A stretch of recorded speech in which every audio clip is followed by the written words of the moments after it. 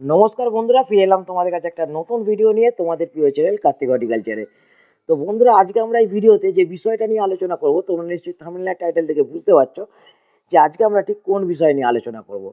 তো বন্ধুরা, যারা নতুন বাগানি বন্ধু আছো বা যেসব বন্ধু গ্রীষ্মকালে প্রচুর পরিমাণে ফুল পেতে চাও, সেই সব বাগানি বন্ধুদের জন্য এই ভিডিওটা খুব গুরুত্বপূর্ণ ভিডিও।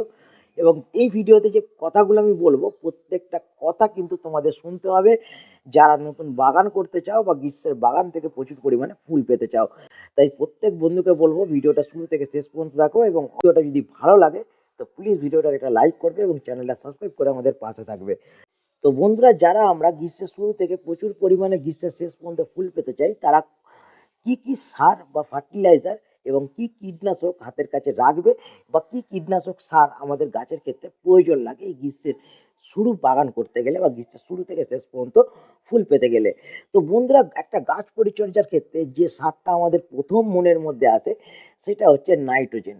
কেননা গাছের সুন্দর বৃদ্ধি বিকাশের জন্য, গাছকে সুন্দরভাবে ঝাঁকড়া করে তোলার জন্য আমাদের যে সারটা হাতের কাছে রাখতে হবে প্রথম, সেটা হচ্ছে বন্ধুরা ইউরিয়া সার।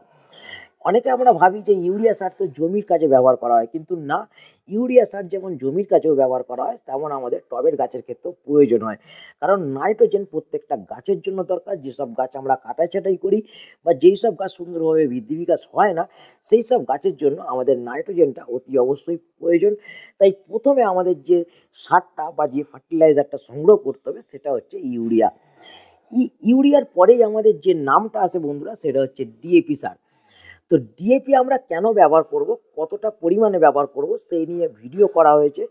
তো সেটার জন্য তোমরা এই ভিডিওর ডেসক্রিপশন বক্সে তোমাদের সেই ভিডিওর লিঙ্ক রাখা আছে, তোমরা সেখানে ক্লিক করে দেখে নিতে পারো। কিন্তু এখানে আমি অল্প বিস্তর বলে রাখি যে ডিএপি সার আমরা সেই সব গাছের ক্ষেত্রে ব্যবহার করে থাকি যেসব গাছের সুন্দর বৃদ্ধি বিকাশটা ইউরিয়া সারেতে হয় না।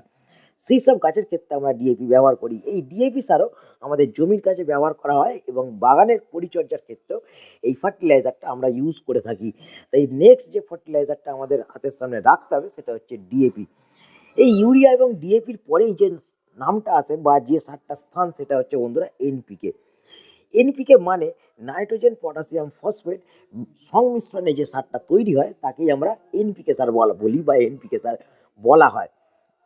তো এক্ষেত্রে আমরা বাগান পরিচর্যার ক্ষেত্রে বা টবের গাছের ক্ষেত্রে আমরা 19-19-19 কিংবা 20-20-20, 15-15-15, 18-18-18 এই ধরনের যে সমান রেশিওর এনপিকে সার, এইগুলো আমরা ব্যবহার করে থাকি।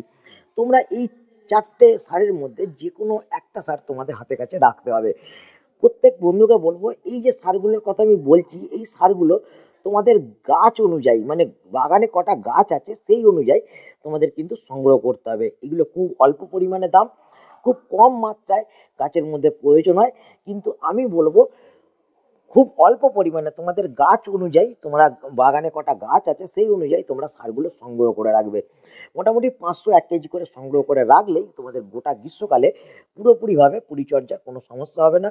পুরোপুরি কিন্তু আরামসে খুব সুন্দরভাবে বাগান পরিচর্যা তোমরা করতে পারবে। তো বন্ধুরা, এই সমান রেশিওর এনপিকে ছাড়াও আমরা যে সারটা বাগানের পরিচর্যার ক্ষেত্রে ব্যবহার করে থাকি সেটা হচ্ছে 10-26-26। 10-26-26-এ নাইট্রোজেন আছে 10%, পটাশিয়াম আছে 26% এবং ফসফরাস আছে 26%। এই 10-26-26কেও আমরা বাগান পরিচর্যার ক্ষেত্রে ব্যবহার করে থাকি। কারণ কি, এমন এমন গাছ আছে বা এমন এমন গাছের সমস্যা হয়, যেসব সমস্যা আমরা অনেকে বুঝতে পারি না। যেমন অনেক গাছ আছে আমাদের দেখা যায় যে সুন্দর বৃদ্ধি বিকাশ তো হয়, কিন্তু সেই গাছের মধ্যে ফুল ফল আসতে চায় না। তো সেই সব গাছের ক্ষেত্রে আমরা 10-26-26 কিন্তু ব্যবহার করে থাকি। সেখানে গাছের বৃদ্ধি বিকাশটাকে একটু কমিয়ে দিয়ে সঙ্গে সঙ্গে ফুল এবং ফল আনতে সাহায্য করে এই 10-26-26। এই 10-26-26-এর দাম খুবই কম। তো সেক্ষেত্রে তোমরা বাগান পরিচর্যার ক্ষেত্রে গাছ অনুযায়ী তোমরা সংগ্রহ করবে। তো এই 10-26-26 ছাড়াও আমরা যে সারটা ব্যবহার করি বা যে সারটা আমাদের বাগান পরিচর্যার ক্ষেত্রে প্রয়োজন, সেটা বন্ধুরা হচ্ছে পটাশ। এখানে আমরা লাল পটাশ এবং সাদা পটাশ, দু ধরনের পটাশই ব্যবহার করে থাকি বাগান পরিচর্যার ক্ষেত্রে। সাদা পটাশ আমাদের কিছু বিশেষ বিশেষ গাছ আছে যে গাছের ক্ষেত্রে প্রয়োজন লাগে, যেমন লেবু গাছ, গোলাপ গাছ বা আরও কিছু কিছু গাছ আছে, যেমন ধরে রাখো মিলি গাছ। এগুলো এইরকম কিছু কিছু গাছের ক্ষেত্রে আমরা কিন্তু সাদা পটাশ ব্যবহার করে থাকি। এই সাদা পটাশের দাম একটু বেশি হওয়ার ফলে কিন্তু আমরা অনেকে সংগ্রহ করতে পারি না, কিন্তু আমি বলবো তোমরা অনলাইন শপ থেকেই সাদা পটাশ অল্প পরিমাণে তোমরা সংগ্রহ করে রাখবে বাগান পরিচর্যার ক্ষেত্রে, তাহলে কিন্তু গ্রীষ্মের বাগান পরিচর্যার যে সমস্যাটা সেটা কিন্তু হবে না। এরপরে যে পটাশটা আছে সেটা বলবো বন্ধুরা এমওপি। এই এমওপি আমরা বাগান পরিচর্যার ক্ষেত্রে প্রত্যেকটা গাছের ক্ষেত্রে ব্যবহার করতে পারি, কিন্তু গোলাপ গাছ, লেবু গাছ বা মিলি গাছ এই সব গাছের ক্ষেত্রে আমরা কিন্তু লাল পটাশ ব্যবহার করব না, কারণ অনেক গাছ আছে, এইরকম কিছু গাছ আছে যেসব গাছের ক্ষেত্রে লাল পটাশটা যদি আমরা ব্যবহার করি, লাল পটাশের মধ্যে নুন থাকার কারণে মাটির সঙ্গে বিক্রিয়া করে কার্বোহাইড্রেট তৈরি করে, যার ফলে গাছ নষ্ট হয়ে যেতে পারে। তো সেক্ষেত্রে আমরা লাল পটাশটা কিছু বিশেষ বিশেষ গাছ আছে সেই গাছেতেই বিশেষ করে প্রয়োগ করা যাবে বা প্রয়োগ করব। তো আমি বলবো বন্ধুরা অল্প করে মোটামুটি 500 গ্রাম মতন তোমরা লাল পটাশ এই বাগান পরিচর্যার ক্ষেত্রে সংগ্রহ করে রাখো। তো বন্ধুরা এই কটা ফার্টিলাইজার যদি তোমরা হাতের সামনে রাখতে পারো, আমি বলবো এই গ্রীষ্মকালে আর কোনো ধরনের সার তোমাদের সংগ্রহ করার কোনো ধরনের প্রয়োজন নেই। শুধুমাত্র এই কয়েকটা সার আমরা সংগ্রহ করে রাখলে আরামসে আমরা বাগান পরিচর্যা করতে পারবো বা কোনো ধরনের এক্সট্রা সারের প্রয়োজন হবে না যারা রাসায়নিক প্রক্রিয়ায় বাগান করতে চাও। তো বন্ধুরা এরপর আসি যারা আমরা জৈব আকারে বাগান করি, যারা অল্প কিছু গাছ আছে আমাদের বাড়ির মধ্যে, রাসায়নিক সার আমরা ইউজ করতে চাই না, তারা জৈব সার দিয়েই বাগান পরিচর্যা করতে চায়। তো তাদের ক্ষেত্রে বাগান পরিচর্যা করার সমস্যাটা একটু বেশি হয়, কারণ এমন এমন সার আছে যে সারগুলো রাসায়নিক মানে সারের মধ্যেই পড়ে বা রাসায়নিকভাবেই আমরা পেয়ে থাকি। সেই সারগুলো সচরাচর জৈব আকারে পাওয়া যায় না, এবং সেক্ষেত্রে দেখা যায় জৈব আকারে বাগান করতে গেলে অনেক রকম সমস্যার সম্মুখীন হতে হয়। আমরা সঠিকভাবে সারগুলো গাছে প্রয়োগ না করার ফলে গাছে সঠিকভাবে ফুল ফল আসে না, গাছের বৃদ্ধি বিকাশটা আমরা সেরকমভাবে লক্ষ্য করতে পারি না। তো এক্ষেত্রে আমাদের কোন কোন জৈব সার হাতের কাছে রাখতে হবে এই গ্রীষ্মকালে বাগান পরিচর্যার ক্ষেত্রে সেটা আমাদের জানতে হবে। তো যেসব বন্ধু জৈব আকারে বাগান করতে চাও তাদের জন্য মোস্ট ভাইটাল যে সারটা প্রথম সংগ্রহ করতে হবে সেটা বন্ধুরা হচ্ছে সর্ষের গুঁড়ো খোল। এই সর্ষের গুঁড়ো খোল যদি আমরা হাতের কাছে রাখতে পারি তাহলে আমাদের নাইট্রোজেনের প্রচুর বড় সোর্স এই সর্ষের গুঁড়ো খোল। এরপরে যে নাইট্রোজেন আকারে সারটা আমরা ব্যবহার করে থাকি সেটা হচ্ছে বন্ধুরা কম্পোস্ট সার। যে কোনো কম্পোস্ট সার আমরা নাইট্রোজেনের সোর্স হিসেবে গাছের সুন্দর বৃদ্ধি বিকাশ করতে এবং মাটি উর্বর রাখতে আমরা কিন্তু কম্পোস্ট সারকে ব্যবহার করি। এক্ষেত্রে আমি বলবো বন্ধুরা ভার্মি কম্পোস্ট তোমাদের খুব কাজে লাগবে। ভার্মি কম্পোস্ট তোমরা সংগ্রহ করতে পারো তোমাদের নিয়ারেস্ট ফার্টিলাইজারের দোকানে অথবা অনলাইন শপেতে তোমরা পেয়ে যেতে পারো। তারপরে সর্ষের খোলটা তোমরা সংগ্রহ করে রাখবে। সর্ষের খোলের পর যে জৈব সারটা আমাদের দরকার সেটা বন্ধুরা হচ্ছে হাড় গুঁড়ো, যেটাকে আমরা বোন মিল বলে থাকি। এই হাড় গুঁড়ো আমাদের যেমন ফসফরাসের যোগান দেয়, অল্প কিছু ক্যালসিয়ামেরও যোগান দেয়। তো এই সারগুলোকে আমরা ব্যবহার করতে পারি অনায়াসে বাগান পরিচর্যার ক্ষেত্রে, খুব সুন্দর রেজাল্ট পাওয়া যায়। হ্যাঁ বন্ধুরা এই জৈব আকারে যেসব সার আমরা ব্যবহার করে থাকি তার কাজ একটু ধীরে ধীরে হয়, কিন্তু আমরা যদি দীর্ঘদিন এই জৈব সার ব্যবহার করে থাকি তাহলে খুব সুন্দরভাবে রেজাল্ট পাওয়া যায় গাছের পরিচর্যার ক্ষেত্রে। আমরা একবার দুবার প্রয়োগ করেই যে আমরা জৈব সার থেকে ভালো রেজাল্ট পাবো সেটা ভাবনাটা ভুল আমাদের। আমরা দীর্ঘদিন যদি ব্যবহার করতে পারি তবেই আমরা ভালো রেজাল্ট পেতে পারবো এইসব সার থেকে। তো যাই হোক বন্ধুরা এরপরের যে সারটা তোমাদের সংগ্রহ করতে হবে জৈব সার সেটা বন্ধুরা হলো সিংকুচি। এই সিংকুচিটাও আমাদের হালকা নাইট্রোজেনের সোর্স এবং অল্প ফসফরাসেরও যোগান দেয় এই সিংকুচি। এই সিংকুচিটাও আমরা বাগান পরিচর্যার ক্ষেত্রে ব্যবহার করতে পারি। এরপরে যে সারটা বন্ধুরা আছে সেটা বন্ধুরা হচ্ছে নিমখোল। নিমখোলটা আমরা অল্প নাইট্রোজেনের সোর্স হিসেবে ব্যবহার করতে পারি এবং মাটি থেকে ফাঙ্গাস দূর করার সাথে সাথে মাটির মধ্যে নানা রকম পয়জন জীবাণু ব্যাকটেরিয়া এবং পোকামাকড় পিঁপড়ে থেকেও দূরে রাখে এই নিমখোল। এই নিমখোলটাকেও ব্যবহার করি আমরা বাগান পরিচর্যার ক্ষেত্রে। তোমরা হাতের সামনে এই কয়েকটা সার মানে এই কয়েকটা নর্মাল কিছু সার তোমরা কিন্তু সংগ্রহ করে রাখবে। তার সাথে সাথে পটাশের সোর্স হিসেবে তোমাদের যে জিনিসটা সংগ্রহ করতে হবে সেটা বন্ধুরা হচ্ছে কলার খোসা। এখানে তোমরা সবচেয়ে ভালো হবে কাঁঠালি কলার খোসা। তোমরা যে বাড়িতে কাঁঠালি কলা খাও সেই কাঁঠালি কলার খোসাকে ফেলে না দিয়ে তোমরা সংগ্রহ করে রাখবে, স্টোর করে রাখবে, রোদেতে ভালো করে শুকিয়ে রেখে ছোট ছোট করে কেটে নেবে কিংবা মিক্সিতে গুঁড়ো করে রাখবে। তো এই পটাশের সোর্স হিসেবে কলার খোলা আমরা কিন্তু অনায়াসে ব্যবহার করতে পারি, বা আমরা যে ফার্টিলাইজারগুলো নর্মালি গাছের জন্য প্রয়োজন লাগে সেই ফার্টিলাইজারগুলো আমি তোমাদের বলে দিলাম সেগুলো তোমরা গাছ অনুযায়ী সংগ্রহ করে রাখবে। এরপর অনেক সময় হাড় গুঁড়ো, শিংকুচি, নিমখোল এগুলো নর্মাল দোকানে পাওয়া যায় না, অনেক ক্ষেত্রে পাওয়া যায় না। তো সেক্ষেত্রে বন্ধুরা বলবো ফ্লিপকার্টে তোমরা এর কম্বো প্যাক একটা পেয়ে যাবে, যার মধ্যে সর্ষের গুঁড়ো খোল, হাড় গুঁড়ো, শিংকুচি, নিমখোল একসঙ্গে থাকবে প্যাকেট করে। তো সেই যে 1 কেজি করে কিংবা 500 করে জিনিস তোমরা কিনে রাখবে। কিনে রেখে বাগান পরিচর্যার ক্ষেত্রে যেরকমভাবে আমি ভিডিওতে বলতে থাকবো যে কোন গাছের ক্ষেত্রে কতটা পরিমাণে এই সারগুলো প্রয়োগ করতে হবে, সেই সারগুলো সেইভাবেই তোমরা প্রয়োগ করবে। কিন্তু আরেকটা মজার বিষয় তোমাদের বলে রাখি, এইসব সারগুলো হাতের কাছে সংগ্রহ করে রাখলে তোমরা গাছ প্রতিস্থাপন যখন করবে তখনও কিন্তু এইসব সার তোমাদের প্রয়োজনে লাগবে। বাগান পরিচর্যার ক্ষেত্রে যখন আমরা একটা গাছ বসাই, সেই গাছের খাবার হিসেবে আমরা এই সারটা মাটির সঙ্গে মিশিয়ে দিলে আমরা অনেকটা নিশ্চিন্ত থাকবো যে গাছের মধ্যে খুব ঘন ঘন খাবার আমাদের প্রয়োগ করতে হবে না। তো বন্ধুরা, এই তো গেল আমাদের গাছের কিছু খাবারের বিষয়, যে কোন কোন খাবার বা কোন কোন ফার্টিলাইজার সার আমরা গাছের মধ্যে প্রয়োগ করব কিংবা মাটির মধ্যে প্রয়োগ করব। এখানে একটা বিষয় জানতে হবে তোমাদের, যে এই সারগুলো আমরা দুভাবে প্রয়োগ করতে পারি। সেটা কিভাবে করব সেটা আমি তোমাদেরকে পরক্ষণে ভিডিও করব একটা, যে গ্রীষ্মকালে কিভাবে আমরা বাগানে সার প্রয়োগ করব সেই নিয়ে ভিডিও করব। সেই ভিডিওতে আমি স্টেপ বাই স্টেপ বলবো যে কোন কোন সার কিভাবে আমরা গ্রীষ্মকালে প্রয়োগ করলে খুব সুন্দরভাবে রেজাল্ট পাওয়া যায়। তো এখানে একটা প্রশ্ন থাকতে পারে যে আমরা সারের বিষয়ে তো জানলাম, এরপর কি কীটনাশকের বিষয়ে জানতে পারবো? হ্যাঁ, এই ভিডিওতে তোমাদের কীটনাশকের বিষয়ে বলবো যে কোন কোন কীটনাশক এই গ্রীষ্মকালে প্রয়োজন।